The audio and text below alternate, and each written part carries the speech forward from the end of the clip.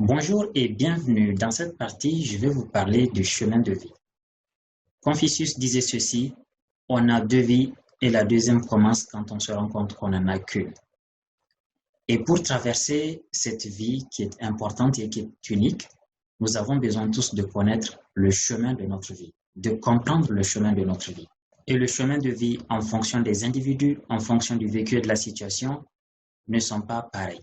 Mais le point commun à tous les chemins, en tout cas en général, c'est que c'est pas une ligne droite qui n'a aucun souci, c'est pas une ligne droite qui n'a aucune difficulté, aucun défi.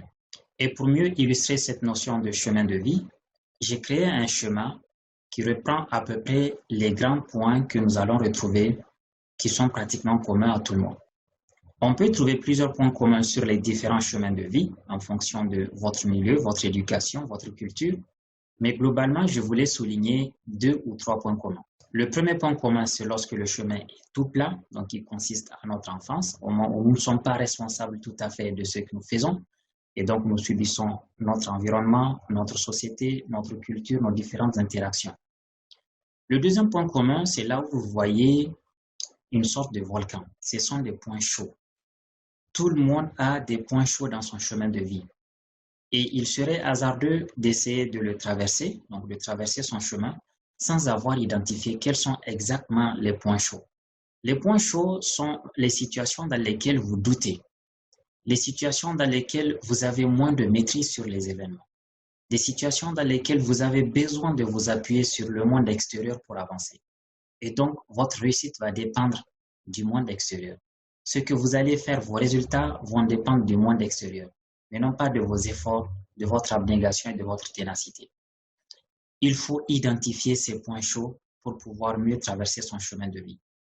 Le troisième point commun dans le chemin de vie, et à mon avis qui est le plus critique, c'est ce que j'appelle la fosse au crocodile. La fosse au crocodile, c'est toutes les situations, c'est toutes les circonstances dans lesquelles vos valeurs seront mises à rude épreuve, dans lesquelles vous risquez de perdre vos valeurs. Vous risquez de perdre votre identité, ce que vous êtes. Il faut être capable d'identifier exactement quelles sont les fosses à crocodile qui sont sur votre chemin. Encore une fois, cela dépendra de beaucoup de choses, mais il faut être capable, chacun à son niveau, d'identifier quelles sont mes fosses à crocodile. Sinon, vous ne pouvez pas travailler pour pouvoir les éviter et continuer votre chemin et avoir la vie de vos rêves. Ensuite, le troisième point commun que je voulais citer, ou le quatrième d'ailleurs, c'est ce que j'appelle les nuages.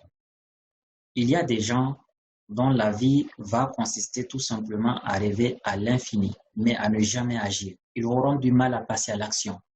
Et donc, Paul Valéry dit que la meilleure manière de réaliser ses rêves est de se réveiller. Malheureusement, beaucoup de personnes vont rester dans ce rêve.